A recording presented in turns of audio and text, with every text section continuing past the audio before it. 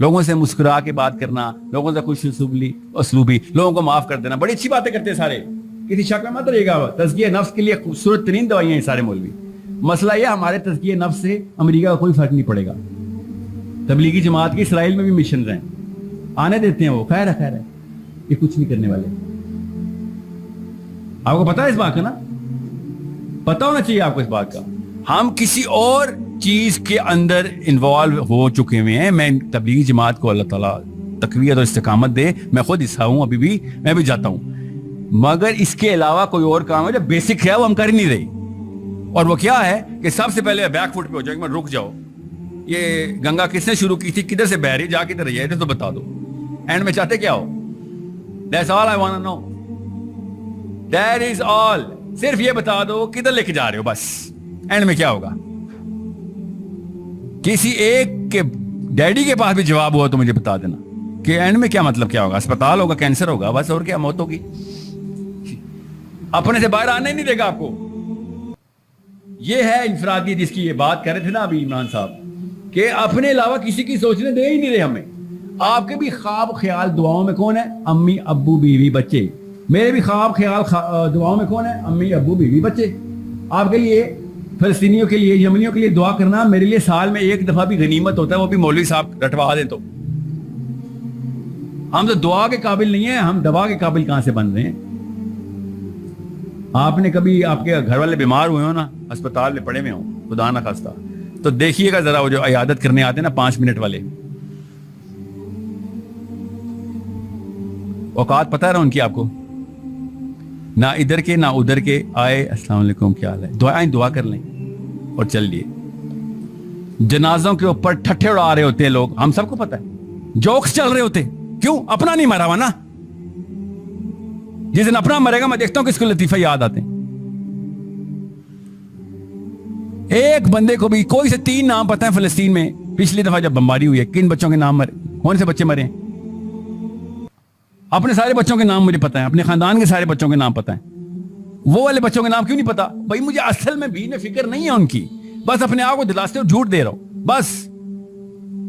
جس کا اپنا مرتا ہے وہ چھلانگ لگاتا ہے, اس کو سب سے, وہ کسی کی فکر نہیں کرتا کہ بش نے منع کیا تو عمران خان نے منع کیا ہے, طارق جمیل نے منع کیا یا ڈاکٹر اسرار نے منع کیا. وہ کہتا ہے میرا بچہ ڈوب رہا ہے اور بے شک یہ حرام ہے, اس کو بچانا میں بچاؤں گا. یہ اللہ تعالیٰ نے اتنی زبردست فطرت بنائی ہے ہمارے کے, جس کو اصل میں لگتی ہے وہ چھلانگ مار دیتا ہے. یہ حمزہ نے کہا تھا بچوں سے کہ تمہیں جن چیز کا ڈر تھا نا, اسی ڈر کے خلاف اسلام آیا. جس کو چاہیے تھا نا اسلام, وہ ہجرت کر کے پہنچ گیا تھا. چھوٹی چھوٹی بچیاں بھاگ کے پہنچ گئی تھی مدینہ. تم لوگوں کو کون سی جوانی آئی ہے؟ جس کو اصل میں لگی ہے وہ پہنچ گیا. یہ والی کہانیاں کسی اور کو سنانا کہ ہاں ہم تو پیچھے کھڑے ہوئے تھے خالی. سو دس از اے پرابلم. اسرائیل کی میری بات نہ مانیں, اسرائیل کی پرائم منسٹر کی بات ہی مان لیں. کہتی ہے کہ یہ تو مجھے پہلے سے ہی پتا ہے کہ جس دن مسلمانوں کی فجر کی جماعت, جمعے کی جماعت جتنی ہوگی اسرائیل ختم ہوگی. آپ کی بھی مسجد میں 2 بندے ہی بیٹھے ہوتے ہیں فجر میں, میری میں بھی 5 ہو جائیں, 3 ہو جائیں, 6 ہو جائیں, پہلی صف بھر جائے اگر جامع مسجد سینٹر والی ہے تو. اور وہ کون لوگ ہوتے ہیں ہم سب کو پتا ہے, کرسیوں والے. پتا نا آپ کو اس بات کا؟ کرسیوں والے آتے ہیں, بیٹھتے ہیں, کہاں پر ہوتے ہیں بیچارے, بزرگ ہیں, کیا کریں وہ بیچارے, سارا کچھ کر چکے ہیں وہ, ہمیں کروا رہے ہیں. اس کے بعد وہ کہتے ہیں اب تو کچھ جان نہیں رہی, نہیں تو میں بھی 1-2 شادی کر لیتا, اب فجر ہی پڑھ لوں. اور کیا کام ہے؟ جس مسجد میں بھی جائیں فجر کی پہلی صف کرسیوں والی, دوسری صف تو ہوتی ہی نہیں ہے. جمعے کو کیا ٹورسٹ آتے ہیں؟ وہی نہ کہیں سے آتے ہوں گے, یہ پنڈی ہے, واک اینڈ سے آتے ہوں گے. جمعے کو کدھر سے آتے ہیں یہ سارے, یہ جاکت کدھر سے آتے ہیں؟ کوئی علاقہ ہے جو بتا دے, میں جا کے وہاں لیکچر دوں. ادھر کے لوگ بہت پکے نمازی ہیں, کیونکہ عین جمعے کے ٹائم پہنچ جاتے ہیں. کیونکہ میرے محلے میں تو نہیں ہوتے, وہ کہیں باہر سے آئے ہوتے, بندہ دیکھ رہے ہوتے کتوں آ گئے. اپنا دوست جگر اینڈ میں پہنچتا ہے جمعے کے خطبے کے عین موقع پہ, سائڈ پہ ہو, پیچھے والی صف میں کھڑا ہوتا ہمارے ساتھ. یہ باقی کی مسجد بھرنے والے مسلمان کون ہیں مجھے سمجھ نہیں آتی, وہ کہاں سے آتے؟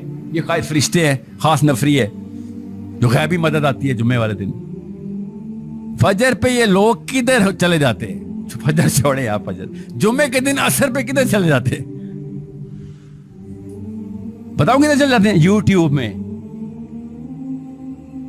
وہ کٹرینہ کیف اور سلمان خان انجوائے کر رہے ہوتے ہیں, انہوں نے عصر کی نماز نہیں انجوائے کرنی. کیوں نہیں کرنی؟ کیونکہ پیچھے سے اسرائیلیوں تک کو پتا کیوں نہیں کرنی, ہمیں بھی پتا کیوں نہیں کرنی. کیونکہ وہ بھائی صاحب اتنا کوئی ان اٹریکٹیو اپیل رکھتا ہے, مولوی صاحب بتا ہی نہیں رہا اصلی کہانی کیا ہے, کیوں میں اس کے پاس جاؤں؟ آپ کو کچھ 2 یا 3 ویڈیو میں سے 3 یا 4 جملے مجھے سمجھ آئے ہیں اور یہاں پہنچ گئے سارے.